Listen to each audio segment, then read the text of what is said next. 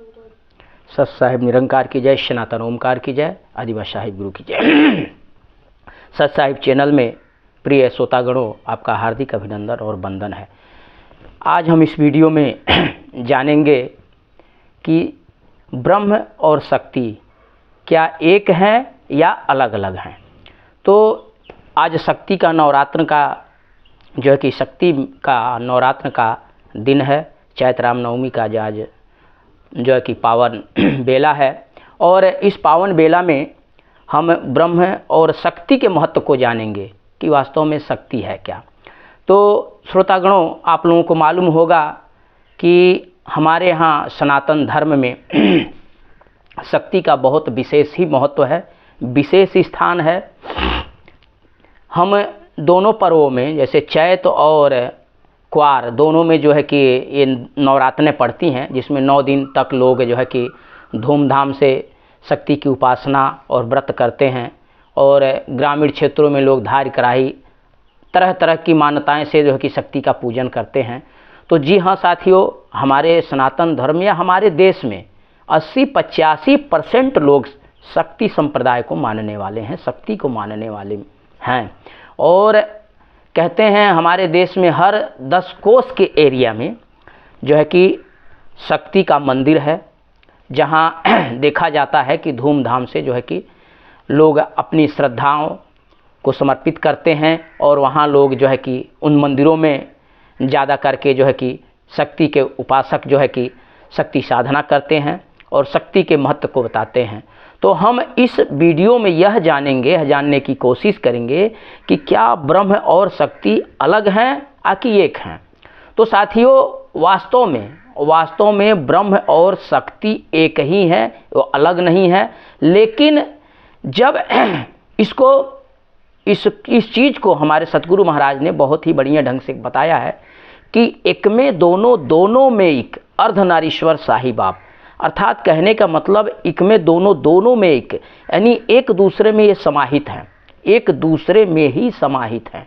तो साथियों, शक्ति और ब्रह्म है उस रूप में कहें तो एक ही चीज़ है, कोई अलग नहीं है ब्रह्म और शक्ति। लेकिन यहाँ पे थोड़ा सा इसमें अंतर यह है कि जैसे कि अब यहाँ कहा है कि एको हम, कह रहा है ब्रह्म की सत्ता कहती, ब्रह्म कहता कि ये हो हम, एको हम, अहम द्वितीय और अहम बहुश्यामी। तो एको हम यानी एक से दो, यानी दो प्रगट, दूसरा रूप जो प्रकट हुआ है, इसको कहना चाहिए हम शक्ति। यानी ब्रह्म से पृथक होकर शक्ति, जो ब्रह्म से पृथक होकर यह आदि शक्ति प्रकट हुई है। और जिसको जो है कि यह ब्रह्म एक, लेकिन इसकी ऊर्जा 2 रूपों में, 2 खंडों में विभक्त हुई है, जिसको हम कहते हैं नर और नारी, कहते हैं जड़ और चेतन। तो जड़ यहाँ शक्ति का, जड़ जो है शक्ति से महत्व रखता है और चेतन ब्रह्म से। तो जड़ और चेतन मिल के सृष्टि की रचना हुई है। यानी उसी एक ब्रह्म से, इस एक ब्रह्म परमात्मा से शक्ति पृथक होकर यह नारी स्वरूप में आकर के सृष्टि की रचना जो है कि की है। और वो दोनों जो है एक दूसरे में ही समाहित हैं, पृथक नहीं है, अलग नहीं है, एक दूसरे में ही समाहित हैं। तो ये तो रहा मूल रहस्य। लेकिन साथियों, जब यह जैसे पृथक्करण हुआ है, अलग हुआ है, तो यहाँ जो है स्त्री और पुरुष है, यानी मेल और फीमेल 2 रूपों में विभक्त हुआ है यह जो है कि यह सत्ता। तो हमारे यहाँ जो है कि शक्ति की हम बात कहते हैं, यहाँ शक्ति जो है कि थोड़ा सा पृथक्करण हुई है, ब्रह्म से अलग हुई है, ब्रह्म की सत्ता से थोड़ा सा अलग हुई है। और इसकी अपनी एक महत्व है। और इस महत्वता को, इस जो है कि ऊर्जा को शक्ति की ऊर्जा कहा गया है, जिसे आज के उसमें हम नारी भी कहते हैं, या कहना चाहिए प्रकृति भी कहते हैं, और जड़ भी कहते हैं, और माया भी कहते हैं। ये सब शक्ति के ही नाम हैं। साथियों, प्राचीन समय में एक ऋषि हुआ करते थे, जिन्हें यह वास्तविक ज्ञान नहीं था कि ब्रह्म और शक्ति एक ही चीज़ें हैं और एक ही जो है कि स्वरूप है, इस परमात्मा के ही अंग हैं।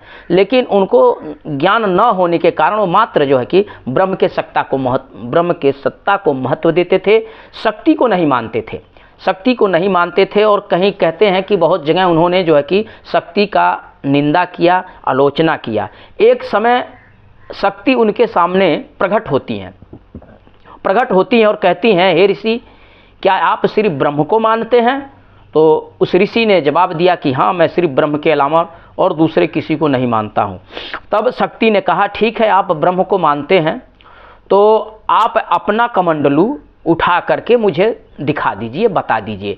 अब जो ऋषि जो थे ध्यान की मुद्रा में, वह समय वो ध्यान पूजा की साधना में बैठे हुए थे, उसी समय वो शक्ति प्रकट होती हैं और उनसे ये सवाल करती हैं कि अपना कमंडल, अगर आप सिर्फ ब्रह्म को मानते हैं, शक्ति आपके जो कहना चाहिए, आप शक्ति आपके विचारों से कोई महत्व नहीं रखती, जो है कि शक्ति का कोई मूल नहीं है, तो आप अपने कमंडल को उठा के दिखा दीजिए।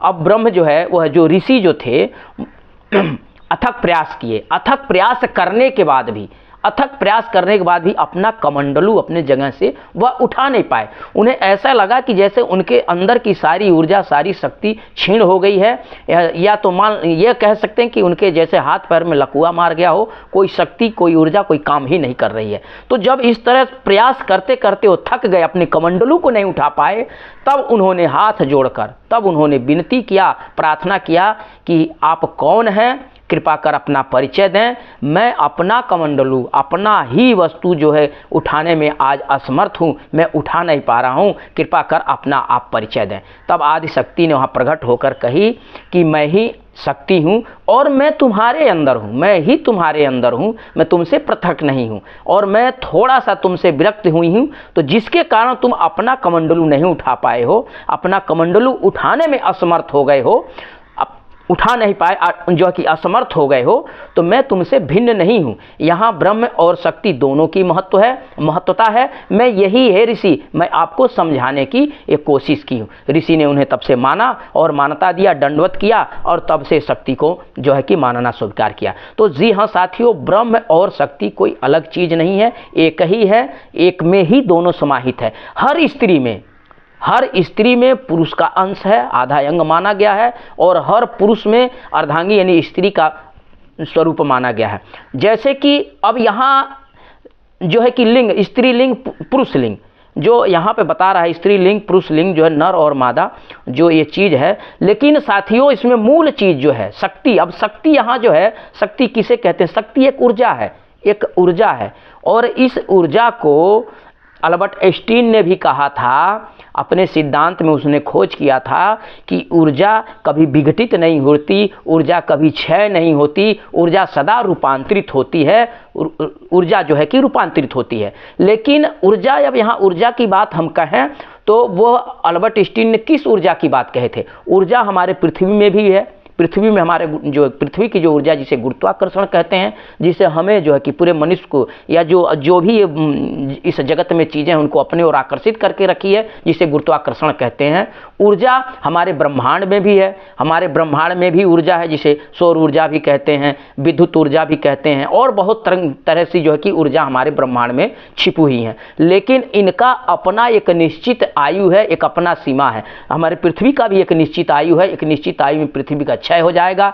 सूर्य, चंद्रमा, ग्रहों का भी एक निश्चित आयु बताया है, विज्ञान ने बताया है, वह क्षय हो जाएगा। लेकिन वह कौन सी ऊर्जा है, वह कौन सी शक्ति है जिसका कभी क्षय नहीं है, जिसका कभी विनाश नहीं है, कभी पतन नहीं है, वो सदा अमर है? तो जी हाँ, वह शक्ति, वह ऊर्जा आत्मा की शक्ति है। हमारे अंतर जो ये चराचर जगत में जो जीव आत्मा है, जो जीव है, वही वो ऊर्जा है जिसका कभी विनाश नहीं होता है, जिसका कभी क्षय नहीं होता है। हाँ, यह रूपांतरित होती है, जैसे गीता में बताया गया है कि जो है कि आत्मा कभी मरती नहीं है, सिर्फ शरीर बदलती है। जिस तरीके से मनुष्य जो है कि पुराने कपड़ों को त्याग करके नए कपड़ों को धारण कर लेता है, उसी तरीके से है आत्मा है। जब शरीर वृद्ध हो जाती है, किसी काम के योग नहीं रहती, तो इसको त्याग करके फिर नए शरीर को धारण कर लेता है। इस तरीके से यह ऊर्जा, यह शक्ति, यही है आत्मा की शक्ति है, ऊर्जा है, जो घट घट में विचरित हो रही है। इसको हम शक्ति जैकी के रूप में कहते हैं, इसको हम ऊर्जा के रूप में जानते हैं, और इसी चीज को हम आदि शक्ति के रूप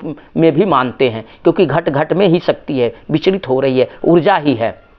तो साथियों, यहाँ आप लोगों को मैं समझाने की कोशिश किया हूँ कि ब्रह्म और शक्ति कोई अलग चीज़ नहीं। आत्मा, जैसे आत्मा एक ही है, आत्मा, परमात्मा, और जैसे इसकी बात कर रहे हैं हम कि आत्मा के 3 रूप हैं, परमात्मा, जीवात्मा, प्रेतात्मा। पिछले वीडियो में भी मैं कहा था, इसको आगे मैं विस्तार से बताऊंगा कि ये है क्या चीज़, ये तीनों क्या चीज़ है। लेकिन आत्मा जो है एक है, लेकिन इसके रूप तीन है, इसको प्रारूप तीन बताया गया है, जो है कि ब्रह्म आत्मा यानी परमात्मा, जीव आत्मा और प्रेतात्मा। इसको फिर कभी वीडियो में बताऊंगा। यहाँ लेकिन शक्ति से मेरा तात्पर्य है, अभिप्राय है, इस चराचर जगत में शक्ति का ही स्वरूप है और सबसे अधिक मानने वाले शक्ति को मानने वाले हैं। अब एक चीज़ और हम आपको बता दें कि हम लोग आखिर भारत माता की जय क्यों बोलते हैं, क्यों नहीं बोलते हैं कि भारत पिता की जय। माता का ही सिद्धांत क्यों आता है कि भारत माता की जय। तो जी हाँ साथियों, शक्ति का बहुत ही विशेष महत्व है।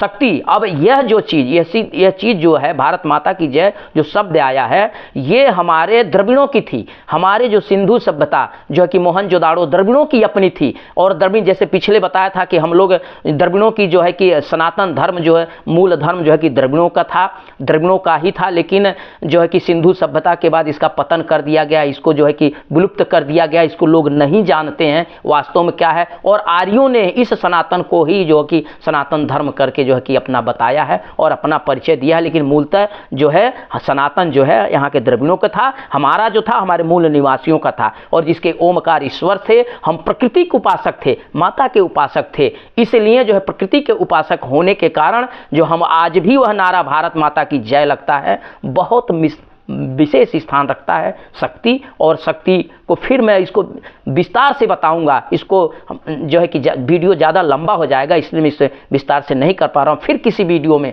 मैं सिर्फ शक्ति यानी माँ के रूप में इसको बताऊंगा, वीडियो डालूंगा कि ये है क्या चीज़। तो साथियों, शक्ति और ब्रह्म कोई अलग चीज़ नहीं है, एक ही है। एक में दोनों में ही समाहित हैं, एक में दोनों में ही जो है कि समावेश है। और यह जो है कि इन्हीं दोनों के मेल से, पुरुष और प्रकृति के मेल से चराचर जगत, जीव जगत की रचना है और जो है कि उत्पत्ति है। तो बस मेरा कहने का मतलब यही है। मैं इतना कह करके अपने वाणी को विराम देता हूं। और अगर मैं आप लोगों से ये निवेदन कर रहा हूं कि मेरी वीडियो अगर आप लोगों के समझ में आई हो, अच्छी लगी हो, तो कृपा कर मेरी वीडियो को लाइक करें, सब्सक्राइब करें, शेयर करें और लोगों तक पहुंचाएं। शक्ति सनातन ओमकार की जय। जय हिंद।